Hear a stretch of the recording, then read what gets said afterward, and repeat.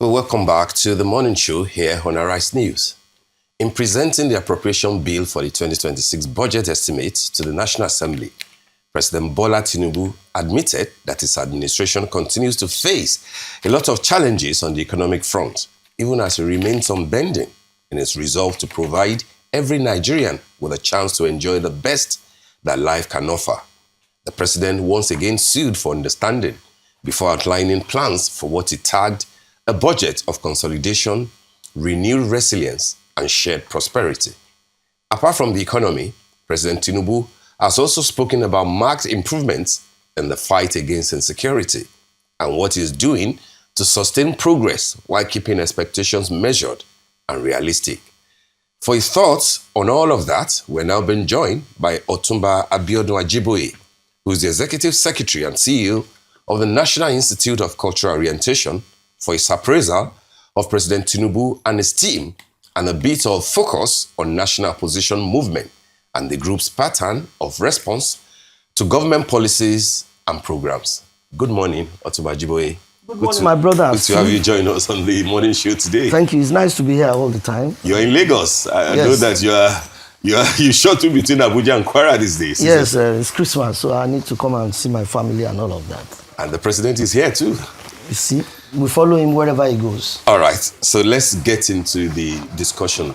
Right. It is clearly more than 2.5 years that the president has assumed power, and many of you, with him in his team in different agencies and ministries, etc. So he's well way, into his third year. Yeah. And of course, this is his third budget that he will be presenting. He said a lot of things to the Joint Assembly, but of course, he was also very optimistic while seeking understanding of Nigerians. But then the opposition does not appear to be that impressed, given the fact that many Nigerians are still struggling. What are your thoughts on the 2.5 years that the president has spent? Because he called this budget a reset that people will need to, get things done properly. What are your own assessment? What are your thoughts generally? And do you think that the projections on the whole, not just the budget, into 2026 should make Nigerians less agitated? Thank you very much. First of all, what we need to appreciate in Nigeria is that we need a total overhaul of our social behavior and understanding. We need to, first of all, appreciate that we need to live as a society, a proper society. And I'll tell you what I mean. For the first time in the history of Nigeria, we're having what we call purposeful leadership. For the first time? Yeah, more or less. I can't. A leader that is willing to confront his situations, however bad. A leader that is willing to say, no, I know it will be painful, but let's go that route so that we can reset the entire, mode of living of our people. See, a leader that says we can't continue to live as if there were no problems. 97% of our revenue in the past, 97% was used to service debts. If you run an economy like that continuously, it's only a matter of time that economy will get grounded. Somebody comes and says, okay, fine. We could coast on if we have to coast on, but coasting on would destroy the future of our children. Not even a long-time future, near future. Let's first of all go back to the drawing boards and see if we can address some fundamental issues that are perhaps holding us down as a people. 1. 2, talking about opposition. What I see that is called opposition in this part of the world today as it is just some interest to criticize. It does not matter what difficulty exists. It does not matter what the reality of the situation is. It's only interesting for a Peter Obi or El Rufai to just hack down government's, policy without any serious, presentation of alternatives. So our society is confronted with those kind of attitudinal rascality that is not helping us, and it cannot help us. The man has said, okay, tax reform. What is wrong in tax reform? A lot of our big people put Rolls Royce on the road, they don't pay tax. So why do you go to England and pay tax accordingly? Why do you go to America and comply with their tax laws? Why is it here that you don't want to pay tax? If you don't pay tax, how does government get revenue to do most of the things they want to do? Again, leadership honesty comes into it.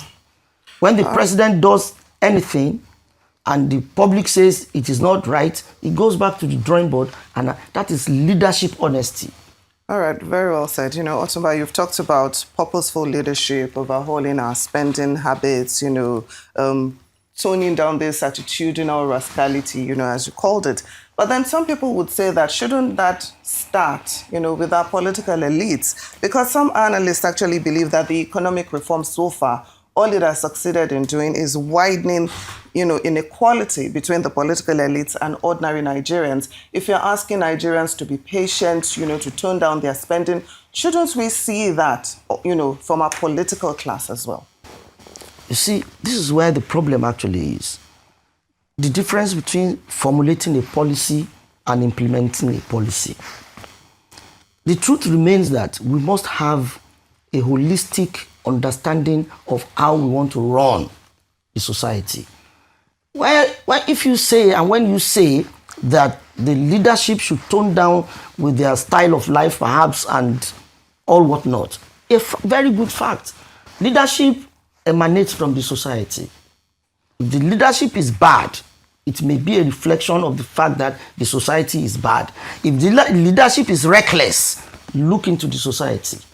So the soup that comes out of the pot. So now that we have purposeful leadership, shouldn't he also clamp down, on his inner circle, the political elites as well? You shouldn't just be ordinary Nigerians alone feeling the pinch of the economic reform. I agree with you. I agree with you. But in government and in governance, you must be focused on what issues are more important than the other. You can't take everything at once and succeed. You won't even succeed. Number two, because of the kind of governance system we run, three tiers of government, I can't imagine if the executive says, judiciary, cut down your budget by 50%. Legislature, cut down your budget by 50%. I don't see how such a government will run that government successfully in that circumstance. So what it goes to tell us is that we need a holistic reorientation of our psychology, of our culture, of our political behavior. And that is a major work that should have been done between the culture sector and the National Orientation Agency. That is where to actually start from. See, because the typical Nigerian has to be a honest Nigerian, has to be a committed Nigerian, has to be a patriotic Nigerian before it goes into into governance to behave very well.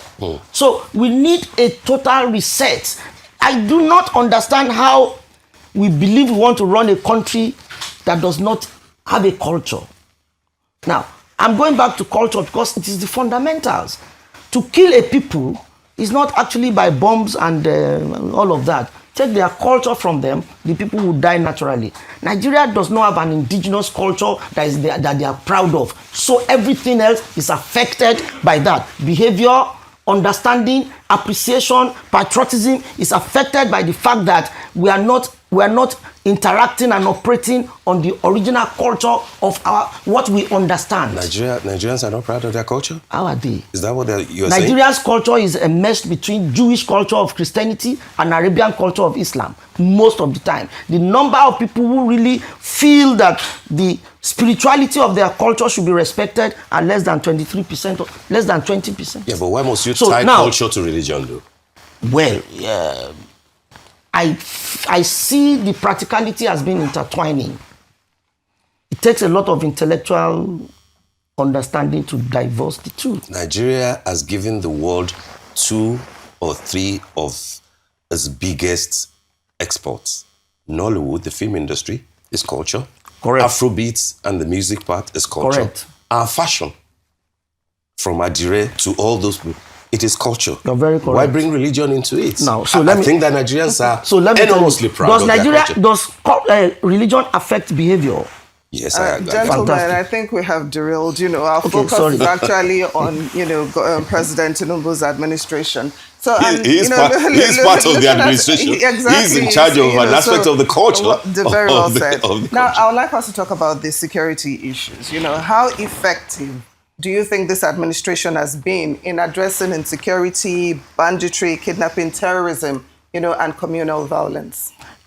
If there's any administration that has been practically confronted with challenges of insecurity, it should be this administration. And the point actually is the past and successive government might have been seen to have handled insecurity with kid gloves. And government is a continuum. But let me just not bother about what has happened in the past. Let me focus on the way forward. Insecurity has increased so much in the last 1 year. Too many reasons for it. Part of the reason is, again, our political culture. It is possible that opposition is actually mounting pressure to bring down the government. It is very possible. Again, what the government has done is very simple. We have been able to classify and intensify on the need for state police. Now, state police will solve a lot of problems because most of these criminals are actually an infiltration of the society. We have been able to say, okay, let there be forest guards because most of our forests are infiltrated by these bandits. And if the president is able to give teeth to all of these policies, the budget on defense has increased enormously. Again, execution and attitude will play a major role.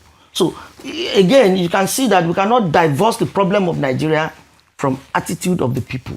But so the president has done so much to say, I want to confront this problem. Even classification of offenses, declaration of certain categories of people as terrorists that were not done practically in the past. And by the time you give policy bites to expressions, it would, once there are laws guiding this kind of behavior. So I think now that America even had to put a threat on us to say, if you don't do this, I'll do this, I guess that again tightened a lot of things. So the president is on the verge to succeeding in tackling insecurity. Practically, we could see. Again, I pray we don't have a case like the Dasuki problem, when certain budgets got squabbed and mismanaged, and these security budgets are essential. Again, we need to look at the social architecture of this insecurity. An argument says some foreign interests are interested in our gold. And as a result, they need to put a disruption into a certain society to be able to cut the gold and send helicopters to pack the. So if those kind of interests are actually causing insecurity, then we need to take more fundamental actions to be able to solve the problem. So it goes beyond what the government is interested in doing.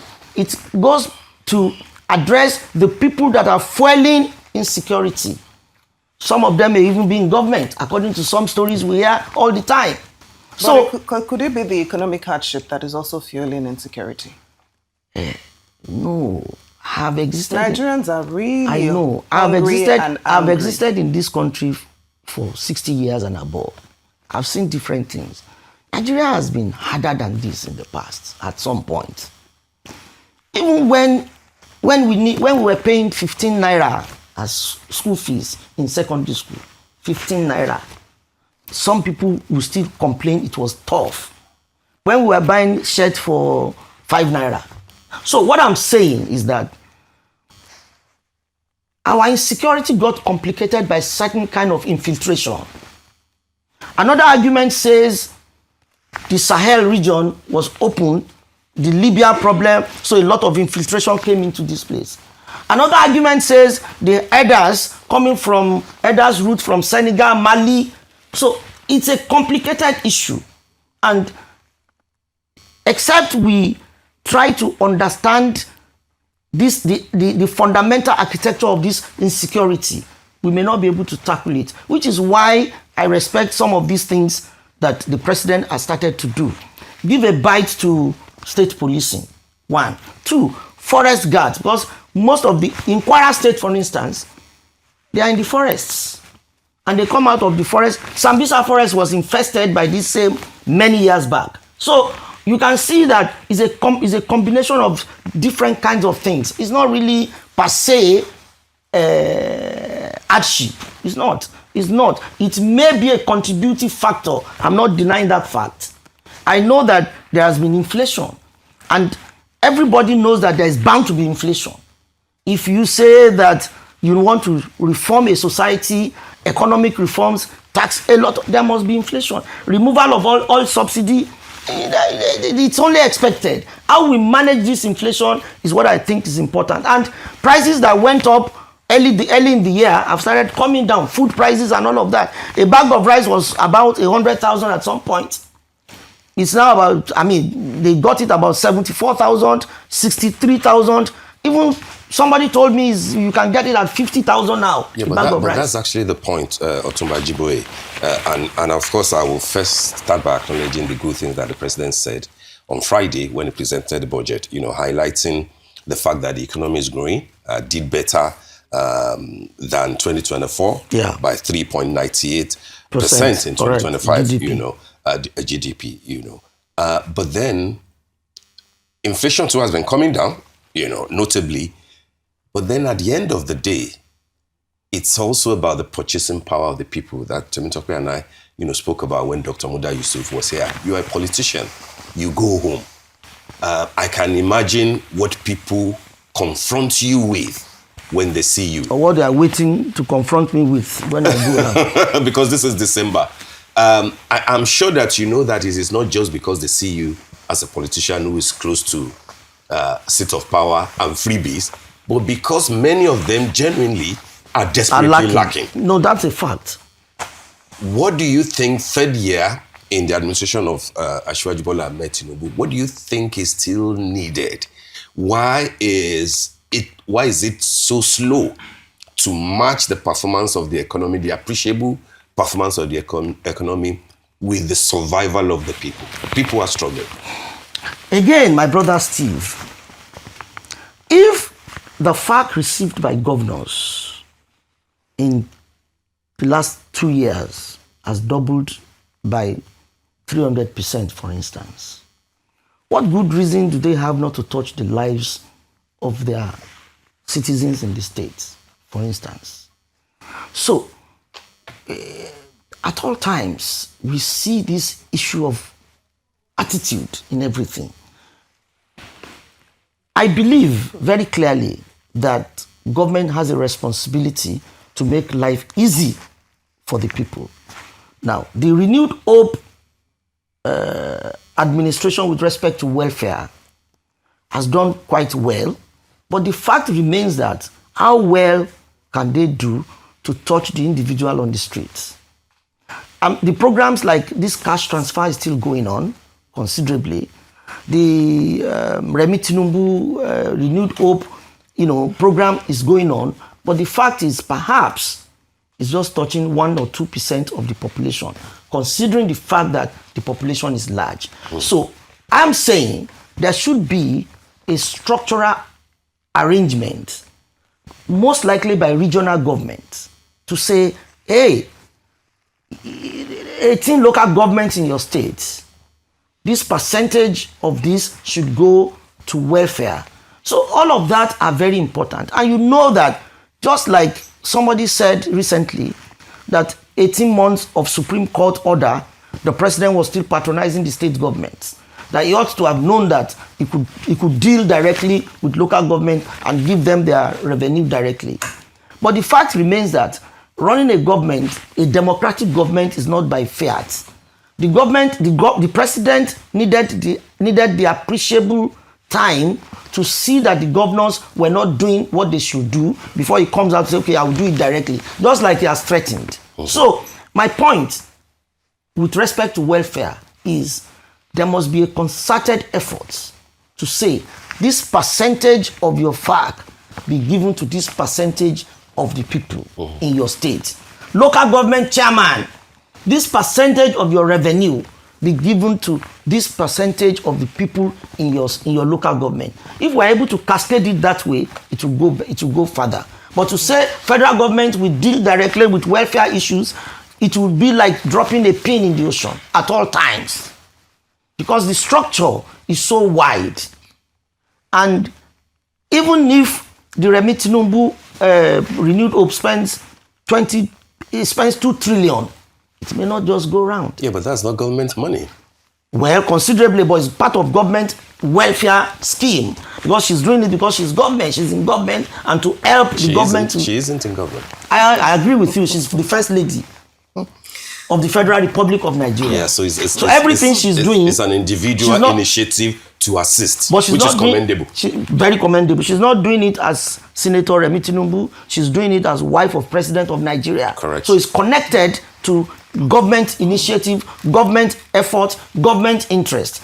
You know, we are not having an argument, and you are right in what you have said. So, but even government is doing, federal government is doing on its own part. Take, for instance, the issue of, what do you call this thing, with people with diabetes and kidney transplant and all of that. Yes. In federal hospitals, is free. Good those intervention. are efforts. You know, one thing we must understand about President Bola Tinubu is that he's a welfarist. He cares about the welfare of the people. That's a fact. 2, the man is intelligent enough to run the economy of Nigeria. The problems we probably had with leadership in the past has been how much of economics did these leaders understand? And the way the man is confronting economic issues, particularly the issue of budget, you can understand that his knowledge of economics and finance is working out. So that's why I said the kind of leadership we have now will help Nigeria. We only hope that in our second term, we're able to address some of these things perfectly and leave Nigeria if you win. We will win, it's obvious. I mean, I don't mind all those Rufai people. They are just wasting their time. Let's face it seems you've been very critical, and very dismissive of the opposition. But a lot of Nigerians actually feel it is the opposition that are in sync with the realities on ground. Some people believe you are actually not, maybe I should say you are a bit too far, from ordinary Nigerians to appreciate the realities of what they are going through. But anyway, we are completely out of time. Otsumba Biodun Ajiboye, I won't be able to respond to that. National Institute of Cultural Orientation. Thank you so much for joining us on the morning. Always give me 1 hour. Why always give me? Thank you, and do work on the reset that you proposed between your agency NICO and that of Larry Isaonilu. Thank you very much. Otsumba Ajiboye, for joining us on the morning show.